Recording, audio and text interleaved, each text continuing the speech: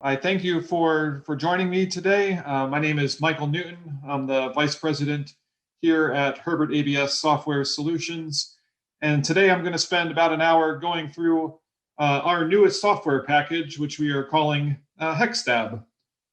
So this presentation, this webinar is going to go through a quick presentation here, going through some overview and some information to familiarize you with our software. And then we will spend a good amount of this time actually doing some hand-on demonstrations and showing the features and capabilities of our software package. So I'll give a little bit of background of our company and our software. I'll talk about HECSTAB and HECSALV, and we're really going to be focused on the HECSTAB portion of our software package for this presentation. So we'll go through and define some of the main condition definitions, analysis packages, analysis templates, and reportings, kind of the main building blocks of our HECSTAB package. And then, like I said, we'll get into some demonstrations on the various features and tools that we're really proud of in the software right now. So just a little bit of background about our company. Herbert-ABS is a joint venture between Herbert Engineering Corporation and the American Bureau of Shipping, or ABS. So we focus on developing leading-edge stability, load management, and salvage software solutions for the marine and offshore industries.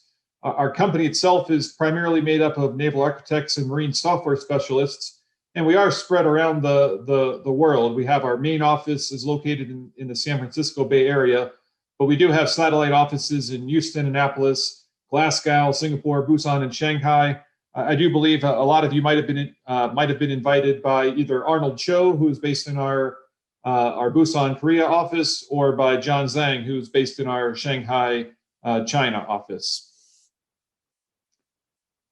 Our company itself offers a number of different software packages. They're all based on the same fundamental calculations, and they're all doing the same basic things, which is going to be floating stability, the stability calculations of a floating vessel.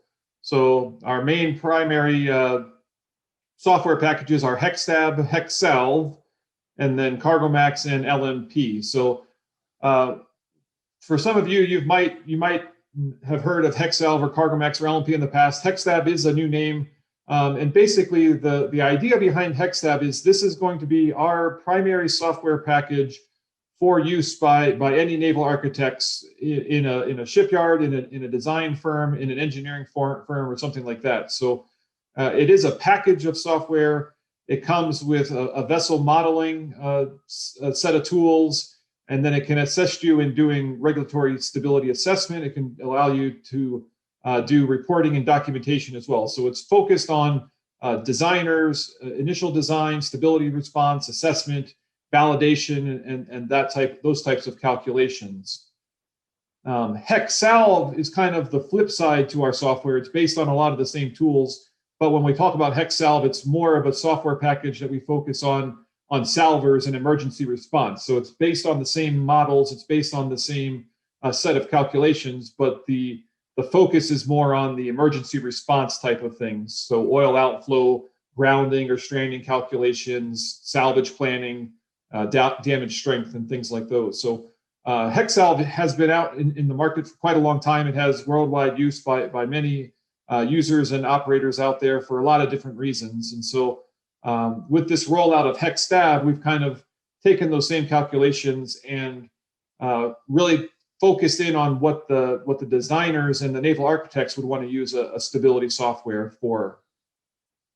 So when we look at HECSTAB for ships, that would include things like deterministic analyses, just doing simple loading condition evaluations, loading a vessel, adding your cargo, adding your ballast, figuring out floating conditions, making sure you're meeting all of your regulations and requirements, as well as developing those requirements as well, making sure that you can develop intact and damaged stability, like maximum kg curves or required GM curves, things like that. We also have packages to do the more detailed and kind of very involved probabilistic analyses, like you would look at from a SOLAS analysis type of standpoint. At the same time, we're also looking at providing tools and ways to simplify and automate and really make nice documentation, nice reports, nice tables that can go into trim and stability booklets or loading manuals or things like that. So it's really focused on the designer being able to put the stability analysis together, to present it, and to get it approved, or to assist in actually approving those types of things if you're on the regulatory approval side itself. We have an additional offshore module that is built into HECSTAB. It's an add-on, but it's a set of calculations and tools that we've added to HECSTAB that is basically expanded floating stability to be applicable for all non-ship-shaped vessels. So we're still looking at things like intact and damaged stability, but we're looking at free to trim analyses, looking at any axis, or in some cases doing free twist analyses, which is the kind of the newer approach for doing a stability analysis for an offshore type structure. So for those that have seen our software in the past, the HECSTAB version itself, this is version 9, and we've made a very significant improvement on a lot of things with the software package. So we've upgraded our software itself to a modern programming environment. We've implemented multi-threading, which has greatly improved our calculation speeds. We've greatly improved the handling of large analyses. As we'll see when we go into some of the demonstrations, we can easily work with hundreds or thousands of conditions and calculations at a given time. We have a very detailed tracking of inherited and local changes, and we'll talk about that a bit more in a second here. That's one of the strong points of our HECSTAB package itself.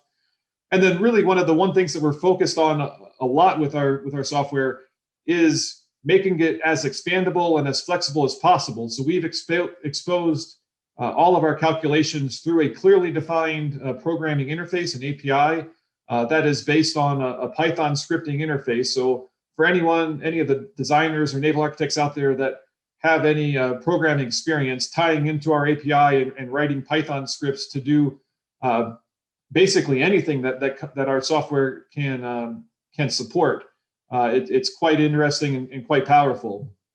At the same time, we've also greatly expanded and enhanced our reporting capabilities. We'll look at some of the options we have for doing reporting when we get to some demonstrations as well. And then finally, as with any modern computer software, we've finally gone through and added an undo redo capability as well. So there's a lot of, when you're actually using the user interface, you're able to do some of the standard undos and redo operations. This flowchart, just again, to give you a big picture of how our software package fits together, there's two sides, or two kind of main components to our HECSTAB package. There's the modeling side, which is fundamentally where you're putting together the model of the vessel you're doing an analysis for. So you're defining the geometry in the hull, the compartmentations, the wind moment definition, weight definition, everything that kind of defines the vessel itself. We have tools to do that within our software itself. We also support a lot of external imports for using things like DXF files from AutoCAD, or tying into Rhino or other 3D modeling softwares that can export or import tri-mesh or triangular meshing types of models. And then we have tools to import other stability software packages such as GHS, CSAFE, or NAPA. So all of that is on the modeling side.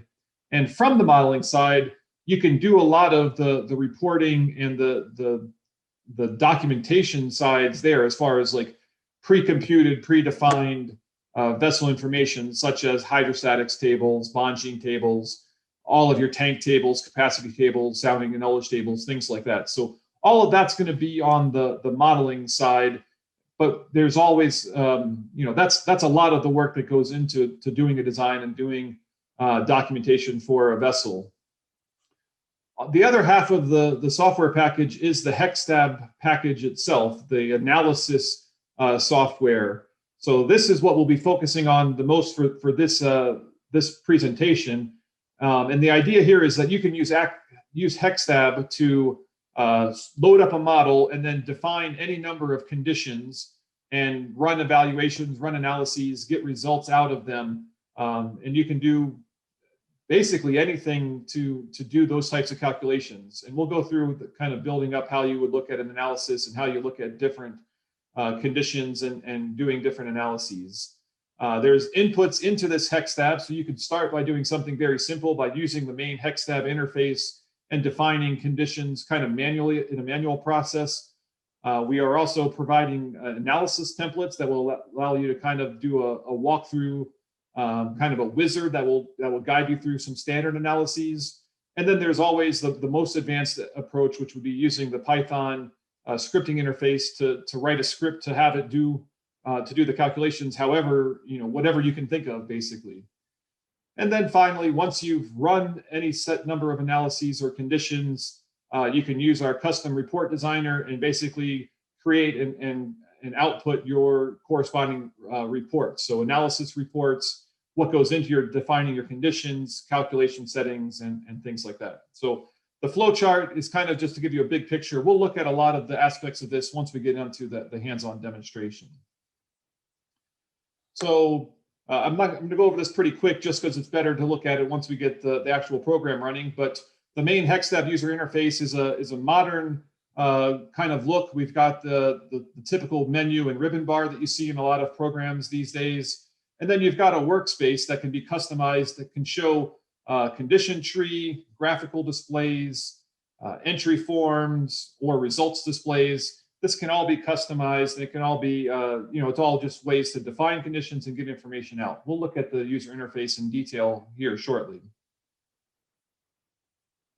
Before we do that, though, I just want to I keep saying a condition definition. So when it comes to our software analysis, the condition is a kind of a single analysis. It is a set of inputs, a set of calculation parameters. It could be your weights, it could be your options and things like that. It's basically a snapshot or a set of settings that define one given analysis or one given snapshot that you want to look at to do a set of calculations on.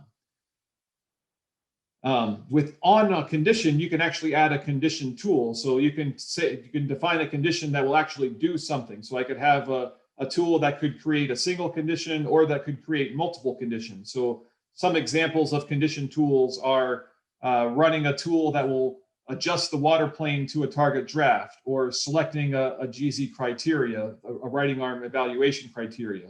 You can have condition tools that do more advanced calculations, like doing an iterative approach to find to evaluate the maximum kg.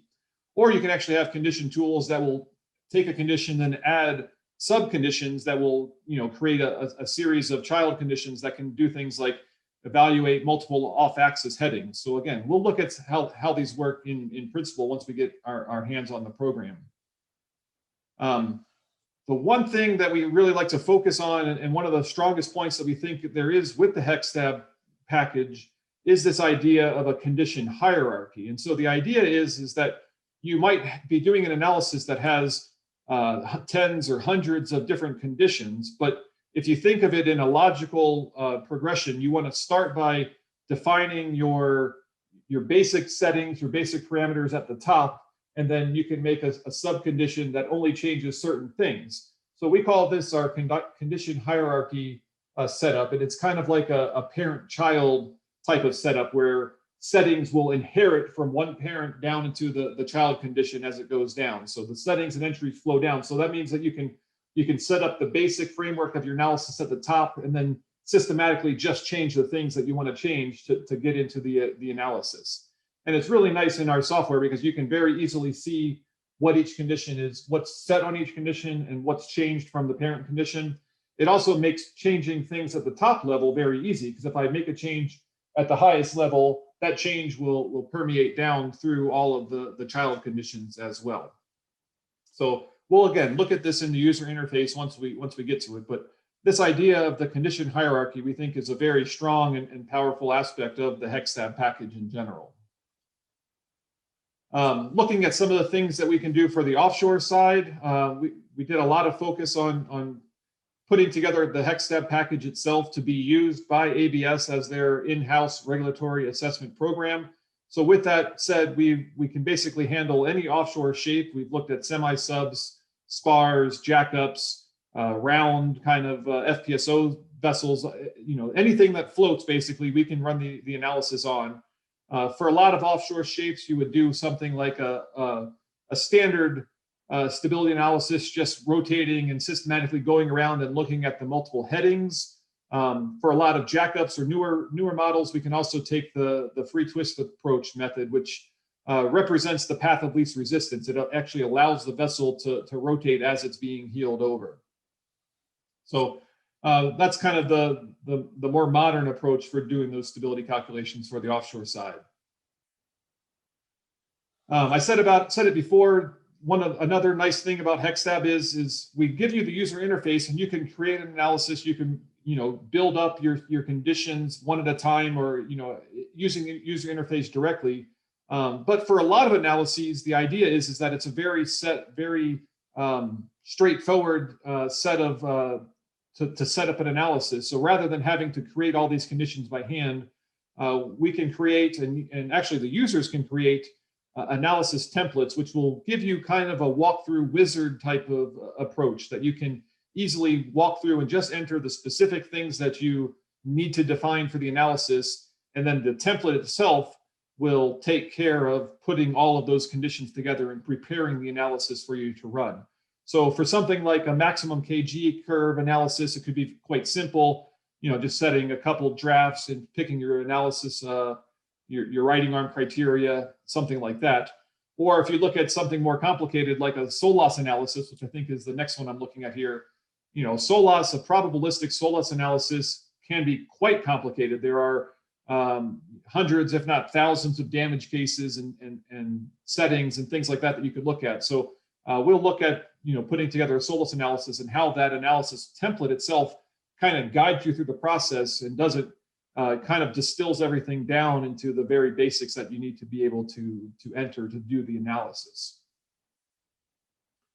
So you can see here, this would be an analysis template. You have 5 steps here to do this SOLAS analysis, and we're looking at step 2 to define the zone boundaries. We'll actually look at this in the hands-on example here shortly. On the reporting side, again, this is another major improvement we've added to our software package. We have 2 main approaches for preparing or customizing reports. All of our software now is built off of a database. All of the inputs and outputs will be stored in a database. So we do expose and provide quite a number of standard template reports that can access the information from the database directly and present it. But this will allow you, if you've ever used database reporting, it's a pretty standard approach where you can define headers and footers and blocks and tables, and you can just put the information however you want to describe it. So it's very flexible and very powerful to put together a report using the database tools. On the flip side, there's a simpler approach that we've added recently, which is basically, again, just using our Python scripting approach. And instead of doing things off of the database, we've exposed a Python API that can allow you to say, put a heading here, put a table of contents here, put this graphic here, and do it all programmatically in a script. And so that kind of helps simplify and speed up the printing process as well. So again, just to focus here, we've really expanded and have allowed a lot of flexibility and customization on the reporting aspects from our software. Looking forward, we are working on developing our community of HECSTAB users. We're going to be rolling out an online forum to share knowledge and solutions in the near future. And we're looking at hopefully having our clients be able to do things like share GZ criteria files or analysis templates, or just having a forum where they can be questions answered and asked, and we can support it, or our other clients can support it as well for doing more advanced Python scripts or customized reports and things like that. So we really want to kind of, as more and more people and more companies take on picking up HECSTAB and adopting it in-house, the bigger the community becomes, the more users there are, the more resources there are out there to use as well. And then looking to the future, what does the HECSTAB future entail? Right now, we're looking at implementing the direct calculation of wind moments. We're going through the validation process now, so that should be available early next year. After that, we'll probably be taking the next look at the next generation dynamic stability requirements, as well as possibly integrating some of the more advanced cargo features that we've developed for our CargoMax and LMP kind of onboard computers, things like the detailed container tracking and buildup, or a time domain advanced sequencer, or detailed deck tracking. So we see a very bright future for our HECSTAB package, and there's a lot that's going to be coming down the pipeline over the course of the next few years. So that's my quick presentation. With that said, I know you guys want to start looking at the program, so I will bring it up. I will go ahead and start my Hexal v9. I note that we do offer our Hexal HECSTAB package in both 64-bit and 32-bit packages. So I'm looking at my HECSTAB 9 with my 64-bit version. And just to start with, I want to show you just some basic overview of how the software works and just the user interface itself. So here I'm looking at a semi-sub analysis, and I'll go through the details here in a bit. But I just want to kind of show you the main idea behind the user interface. We've got a ribbon bar across the top that's very customizable. Again, this is a pretty modern approach. So as I go along, I can look at, I have my back page where I can open projects, add plans, import, save, print, and do things like that. I also have, the ribbon bar itself is also very customizable. So you'll see I have my standard, my home and tools and view tabs, but it's also context sensitive. So if I were to look at an actual load, for example, if I'm looking at this, I get another ribbon that I can look at, I've selected a void tank, so I have tools that can apply to this option that I've selected here as well. And then, we've talked about analysis packages, but I could add one for the maximum kg, for example. And again, so this is an analysis package, and it ends up with its own set of, or its own ribbon bar with its own set of commands and things like that. Everything in the user interface is context sensitive. It's also very, there's a help package as well that allows me that's context sensitive. If I hit F1, it should bring up the help, and it should bring up the section for the item that I was selected on. So I was on the load entry table, so it's brought up my section on the load explorer, basically. So we do have a lot of the modern approaches for using software and kind of providing feedback and allowing you to customize things. And then in the workspace itself, everything here, as far as what you can view and what you can display, is very customizable. I have the option to move items around. I could click on the heading here and drop it into the main screen, so it'll zoom in or zoom out as necessary. I can resize, I can reorder tabs. There's a lot that I can do with the user interface. I can actually take this out completely, so it's floating on its own, and I could set it on another monitor. I could put it back down here on the bottom. So there's a lot of ways to customize the user interface to be able to get to the information that you want to see. Oh, I did that wrong. Let's try that again. I just want to move the 3D view over here. So I'll grab the tab and drop it over here. I'll leave these other tables and reports over here.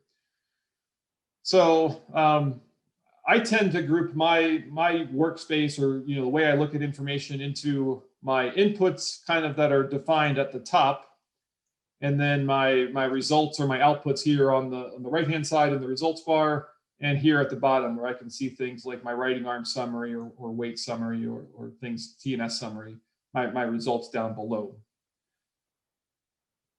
So I will go ahead and open up a project here. So I'm not going to save it. So HECSTAB is going to work off of an HPJ project, a Herbert or HECSTAB project file. It's something that we save ourselves. So everything that goes into an analysis, both the inputs and the results, can be saved in this project file. So in this project file, what I'm loading up is basically a single case damage stability analysis. So here's where I like to show how the condition hierarchy works. So I start on my condition explorer at the start condition, and this is basically just an empty, nothing is defined on this condition at all. If I look at my summary tab, I have a list of local changes. There's nothing defined on this start condition. So now I've added a sub-condition, a child condition that I've called LC1, loading condition 1. And here's where I've actually defined a loading condition. So I can see in my local changes, I've made some calc settings to define my wind moment, and I've filled a lot of tanks. I've set the percent full for a bunch of tanks to 1. Couple tanks, here's one that's set to 95%. I entered volume for these 2 tanks. I entered percent fulls for these other tanks. And then I've added a GZ criteria, riding arm criteria that's doing the IMO intact stability for MODU criteria. So on this condition, I've run the analysis. I can have a riding arm curve. This is going to be the basic calculation that I'm looking at. If I look at my alarms, I have my IMO column stabilized unit analysis. So here I can see the actual results of the riding arm evaluation. So we can see that I'm doing calculations for the wind moment. I'm checking that I'm watertight up to the angle of my first intercept. I'm checking what my intercepts are for my other healing arms. I'm checking the second intercept. I'm checking the ratio of restoring area to overturning area. So for anyone that's ever done an offshore analysis, this is the standard riding arm analysis for this condition, or for an offshore semi-sub type of vessel. So this would be my my simple evaluation for my loading condition 1. Everything is intact. There's no damage or anything like that. But for this analysis, what I've wanted to do is I want to do direct damage stability and actually look at the damage conditions for each applicable damage scenario. So I've made another subchild condition that I'll call my direct damage stability base, and I've set some settings on this. The main one being that I've added the damage stability MODU criteria. And then for each of these next conditions, I've basically defined what the damage is. So I've set the intact mode for all the tanks except for this one damaged tank. So in this case, CD1, I think this is for collision damage 1. I have one tank damaged, and I've set a couple of settings on this. So now in this case, for this condition, I have a riding arm evaluation. This is now doing my criteria and my comparison against the damage stability requirements. So I've got a freeboard requirement, I've got a range requirement, another ratio requirement, and things like that. So I was able to set up this. I think this was all kind of set up by hand, just manually changing. And so on this damage case, I think if I look at my damage list, NE01B was damaged. On this case, the only thing that's really changed is I changed a different damage case. And as I go through the list, you can see the results change and everything updates accordingly. Here's one that has 2 damage cases, so on and so forth. So I've done all this by hand. And then if I wanted to, what I could do is I could duplicate this. So I could duplicate this loading condition 1, and then I can call this, instead of LC, I can rename this and just call this loading condition 2. So in this case, maybe I wanted to see what would happen if certain tanks were only 50% full to start. So again, I'm just making numbers up on the fly, but it's already copied everything down below, so it has all of my damage cases defined as well. So I could run all of these conditions again with this new starting condition. It'll go down and kind of evaluate this new tree and this new hierarchy, basically. And I can look at the individual results. Again, here I'm looking at a criteria, the damage criteria, and everything is passing. So this is, again, showing me that it's a reasonable condition.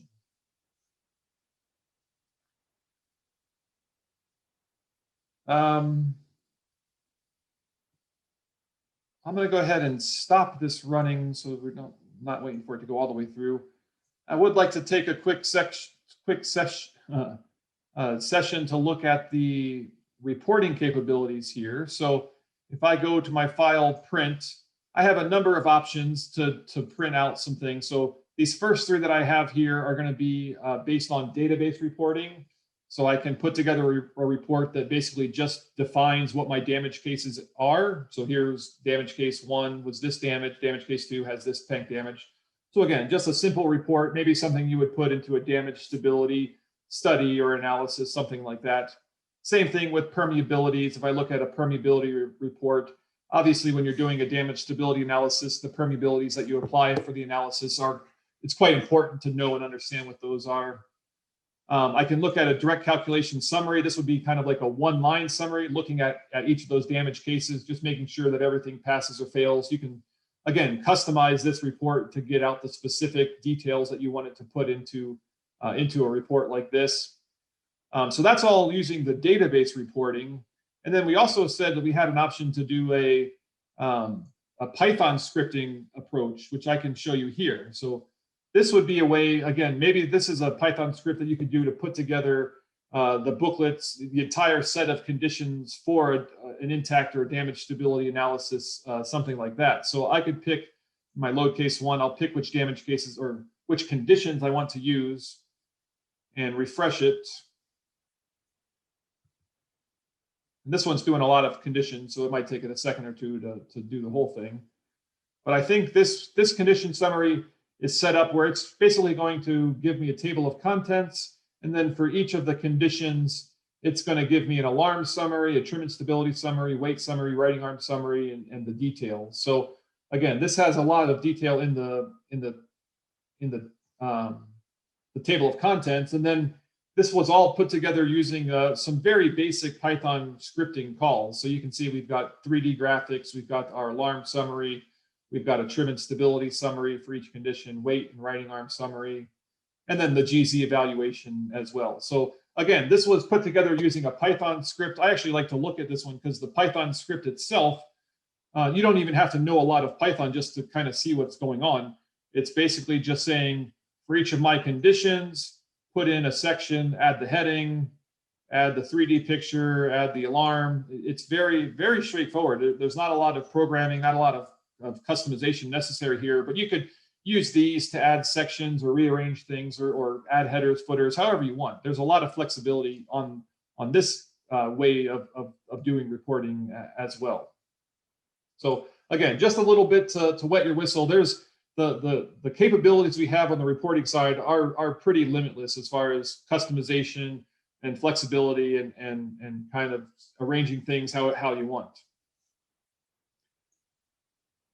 Coming back to the user interface, so I've showed you like copying and pasting. I could actually export all of these and save this to come back as like all my damage cases. I could save this. I can add and remove things. I do want to show you another tool that we have. And again, the idea behind the condition tools.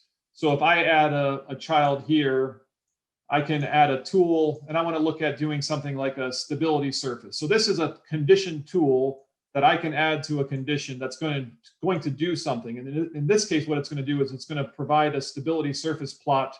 And I can say, show me the heel versus trim for every 5 degrees from 5 to 45.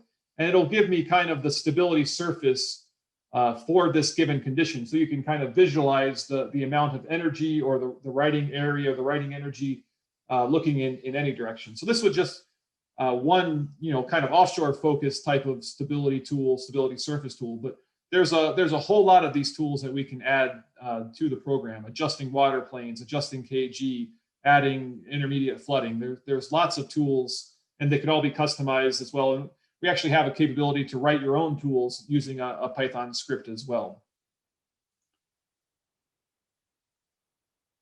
And then, okay, so that was everything I wanted to show on the user interface, but I would like to take one more look here at the semi-sub. What I want to show is a project that was built based on an analysis template. So for an offshore analysis, maybe you want to do an intact maximum required GM curve. So in this case, we've put together an analysis that's looking at, I don't know, 10 or 12 drafts here. And then for each draft, we're looking at different heading angles around, rotating the vessel and picking which healing axis we're using. And we're finding a maximum KG for each one of those conditions. This was all put together using an analysis template. So if I go to my off-axis max KG, I have an intact max KG analysis template here. And here's where we put this together. So I've specified what my step size is, what my start and end heel axis are, my settings from a maximum kg. I can define, what angles I want to use, some of my advanced calculation settings and things like that. I can define what wind table or how I want my wind to be calculated. I can pick my writing arm or my GC criteria, and I can define my draft sets. So if I wanted to do something real quick here, I could just make an analysis. I'm going to simplify it just so it goes a little bit quicker, but I can change my writing arm angles that I want to run at. I'm going to set this to use just a user-defined moment of 500,000 at a reference speed of 50 knots. I'll pick a GZ criteria. That'll be my IMO MODU intact stability criteria. And then I'll define my draft sets. I could type these by hand. I actually have these here in a text editor, so I can just copy and paste in here, so it doesn't take too long. So I've defined my names in my drafts. So to do this same analysis, I just had to enter those, 8, 10 things, and I hit run analysis. And so it's going to clear everything off that I had before, and it's going to create the analysis that I've just defined. So now if I run this analysis, you can kind of see as it goes through, it's creating, so it's made this 3080 condition. This will be my 30-foot draft. It's added sub-condition, child conditions for each heel axis. It's found that in this case, this is the weak axis. So this is the one that has the worst maximum kg. And then I can move on to my next draft and so on and so forth. So again, a very simple approach for using an analysis template to come up with something very straightforward like an intact maximum kg curve.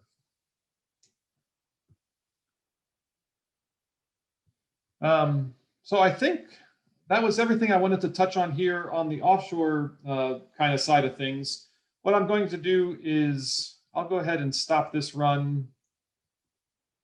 And I'm going to go ahead and shut down, and I'll bring up another program. I'll run. I want to show you the SOLAS analysis, because this is one that we've spent a lot of time on this past year to try to get running and operational for as many vessel types as possible. So in this case, I'll look at doing a SOLAS analysis, a SOLAS Regulation 7 analysis on a container ship. So I've loaded up my HECSTAB, I've loaded up my container ship model, and I've already got this saved as a project file already. So I'll load this project to start, just to kind of show you what goes into it. So for this analysis, again, this is a SOLAS Regulation 7, I think the most recent rules. We're looking to starboard. So, just looking interestingly enough here, I have, my parent condition, my SOLAS regulation has 3 child, and this entire analysis ended up with 1,500 individual conditions. So, this, if you had to create this by hand and do all of these individual damage cases and evaluations by hand, it would take quite a long time. So the whole idea behind this analysis package primarily is that it's going to kind of simplify and allow you to just focus on the things that you need to define. So for this analysis template, it does go into quite a lot more detail. So it has 5 steps, and I'm still defining my basic variables. The main area where you're defining when you're doing a SOLAS analysis is doing your zone boundaries. So if I'm looking at breaking up a ship longitudinally, transversely, and vertically, and then assigning the probabilities of how frequently those damages will occur. And if a vessel passes a damage, it gets credit, and if it doesn't pass a damage, then it doesn't get credit. So going through this calculation, we can see that the main idea here, the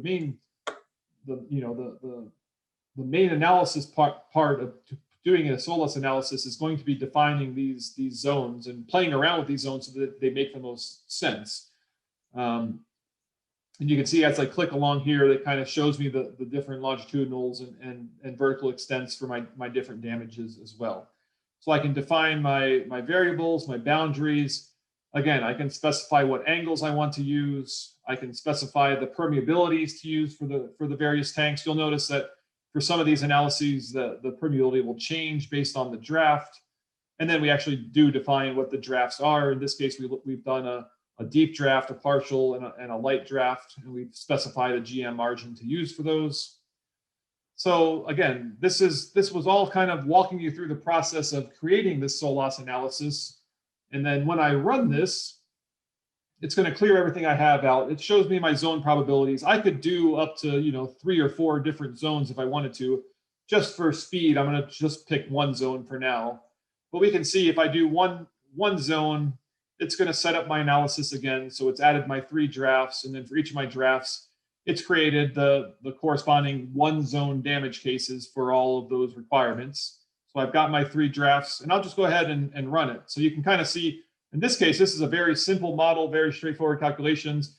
The speed is quite fast for doing these calculations. It's going through and doing, I don't know, 350 different evaluations, and it's going through it quite quickly. So while it's doing that, you can see I can actually, even while it's doing analyses, I can look at results in the meantime. I can check my results for an individual case. I can look at stuff. As I scroll down, we'll see maybe, we start seeing some cases that are failing. Here's a case where this combination of damage and starting initial GM, that doesn't actually pass this criteria, so would not gain any of the required index for this case, for example. But I can look at results as things go along. I can use the interface while things are going. You'll also note up here on the top for this ribbon bar, I've added things like I've got a number of predefined data tables, which we'll look at in a second, GZ criteria. We actually have a tutorial for this. So if I click on this guy, it'll bring up a PDF that'll walk you through doing this SOLAS analysis. It'll kind of walk you through the steps and assist you as necessary. It's not, it goes into a little bit of detail on how to put this together, but obviously every analysis is going to be different. So that's where your engineering and your expertise kind of comes into play to use the software to define your analysis. So in the end, it's run through, it's done all the calculations. I could look at my my attained index summary. This is going to be the basic overall measure of how well my analysis has performed, my design has performed.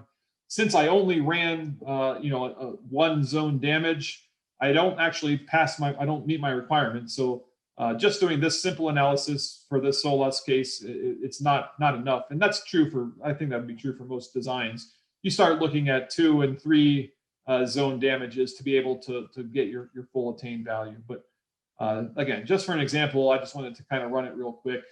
We also have things like looking at just a condition table itself, looking at all of the conditions and the results of those conditions. I can see, each item, what the zones were, what the values were going into it for the index path, the attained index, and things like that. I can customize this report to look at what information, group it however I wanted to as well. So when you start looking at these analyses and you have thousands of conditions, it makes a lot of sense to be able to filter and group and try to find your governing conditions and things like that as well. So again, a lot of tools and a lot of capabilities are built into these analysis packages and analysis templates that we can try to assist you as much as possible in doing the analysis that you want to do.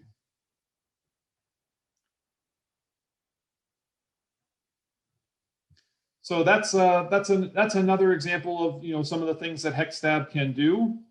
I will move on to one last thing before we start taking some questions. So we've really focused on the design and regulatory assessment aspects of the software. We do still have salvage capabilities in the software package as well. So here I've loaded up I'm loading up a VLCC demo, a VLCC tanker example. So just as a quick look, this is just a standard oil tanker, and I can open up again, I have a project here.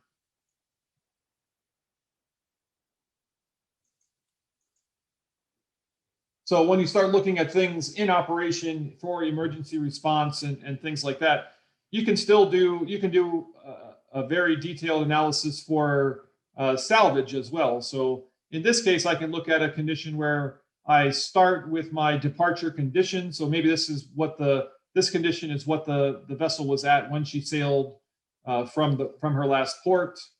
And then I make a sub condition where I take out the burn off. So I can see here on my local changes, I basically just set the percent full on the fuel and diesel tanks to indicate that they've, burned off half of their fuel when the incident happened. And then I can look at something like a raking damage. So in this case, I've actually just picked a couple tanks, the #1 cargo oil tank and the 1 and 2 water ballast tanks. And so I've damaged those tanks themselves. I can look at the writing arm evaluation for this situation. So here would be the writing arm for the situation. If I had an analysis, I could look at I could do a GZ criteria as well. In this case, I'm looking at other things. I have at-sea allowables I can look at for strength calculations as well. I've added a number of tools here to check propeller immersion and visibility. All of these are kind of built into the model itself. So I've done a raking damage. I could do calculations to figure out what my situation would be if I was in a free-floating damage scenario. I could also look at a bottom damage situation where I could actually play around with, what would happen if I struck a rock or I did damage that raked along the bottom. And maybe at that point, I can start looking at things like, is all of my oil outflowing, or am I in a situation where there's a hydrostatic balance occurring where the oil is being counterbalanced by the pressure of the water itself. And then after that, I can actually take it another step further, and I can look at actual straining situations. I can define a pinnacle to use. In this case, I've defined a 1 pinnacle grounding. So in this case, I've added a grounding situation where I want to figure out how much force is acting. If I've defined this pinnacle by my observed drafts, I can figure out how much force. I have a ground reaction. It's doing all the calculations you would need to do a salvage operation. And then one of the more interesting things when it comes to salvage operations is actually looking at something like, once you're hard aground, what happens as the tide goes up and down? And you can define a tide cycle. You can move the tide up and down. You can see if there was a high tide or a low tide, if you would actually float off over time, or if you had to come up with a lightering plan to take weight off to be able to float off at the next high tide.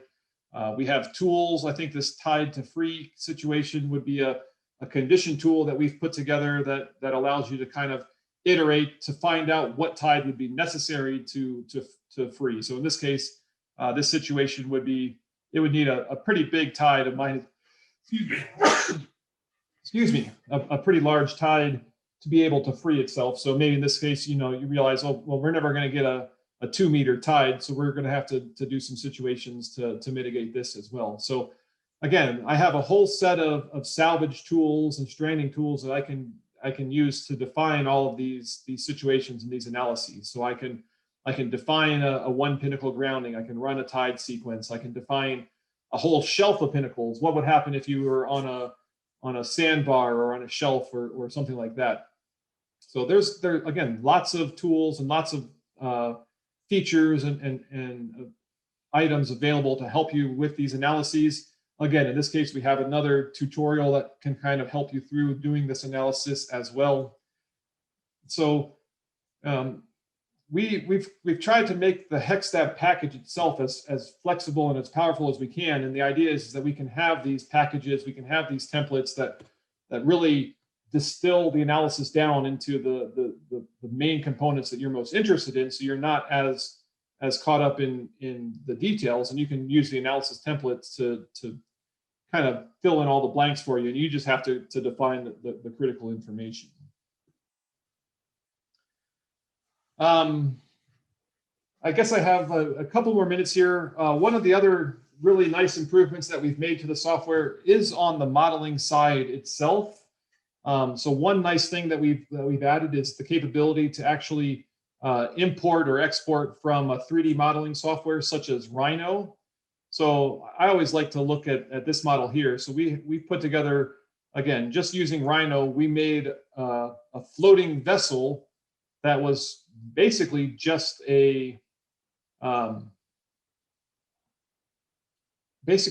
built up of our name, our Herbert-ABS name. So if I look at my 3D graphics as soon as it refreshes, Should be here momentarily. So yeah, so I've made a floating structure that is basically just Herbert-ABS spelled out, and each letter is its own compartment. And I did all of this in Rhino, so I have a tri-mesh. I can look at my 3D views. I could do some calculations. I could say, okay, well, let's fill the HERB 50%, and I can run this calculation, and I can see what my floating situation would be for here. I could do a riding arm calculation for this vessel. So the really nice thing is that we're no longer constrained to just having ship-based structures, ship-based modeling conventions. We can really do a lot with the Rhino or 3D modeling in general. So we really, there's some very basic, very straightforward ways to take a Rhino model and have it import into HECSTAB directly. And we are working on, our next generation of modeling software is going to be pretty tied into 3D modeling softwares, and will be things like plugins into these 3D softwares so that you can get information and put models together from those software, but also get information from our calculations into that software as well. So you could see a hydrostatic table in Rhino or something along those lines as well. I talked about the Python, the power of the Python scripting, and I can show an example of that real quick. I like to show this just because it's a very simple example that I can show. And the idea is that, let me load up this semi-sub real quick. So I'm loading up the semi-sub project that we had before.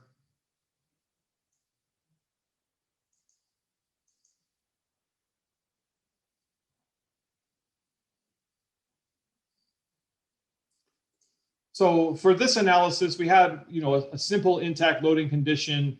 It had an alarm that was doing an evaluation for the MODU criteria. And you'll notice this MODU criteria has a restriction that is the ratio of restoring area to overturning area. So the ratio, the minimum is 1.3. In this situation, we have a margin or a ratio of 2.1. So we're passing. So this is very critical. It's based on what the downflooding angle would be. So maybe during the design process, you would want to know, well, what would my limiting downflooding angle be if I wanted to pass this criteria? So I could do something like add a tool. I'm going to add a Python script and add the tool to the condition. And then I can just add the Python script here. Let me find it real quick.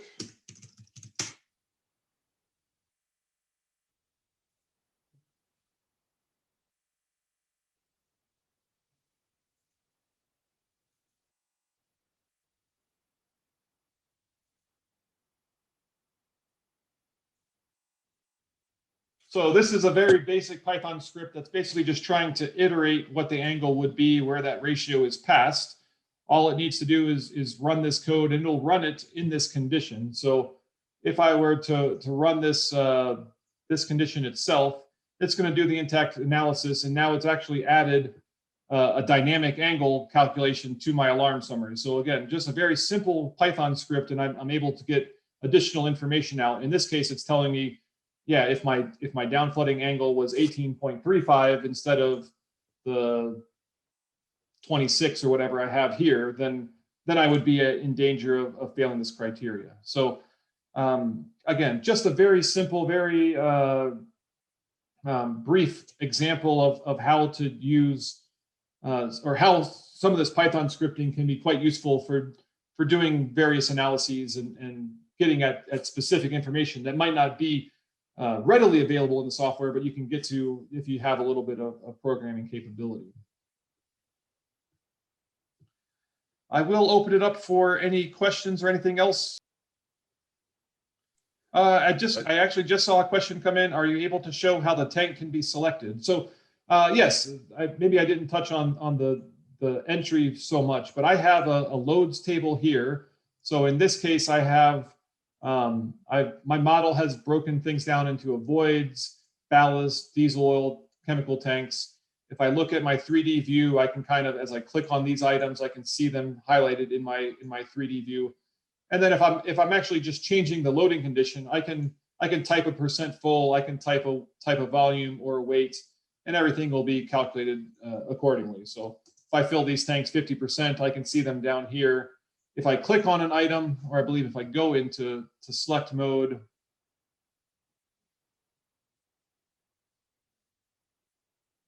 so if I go into select mode, I can pick on a tank SEO 1B, it'll take me there. So it is interactive back and forth between the graphics and the table, but the main idea would be that most of your entry, if you're defining tank filling levels and things like that, is going to be done in this loads table. As I make changes here, I can look at my weight summary, for example. That would give me the corresponding results, the overall weight and center of gravity based on the definition as well. So the answer, so I'm able to show the tank selected in the table or in the graphics, basically.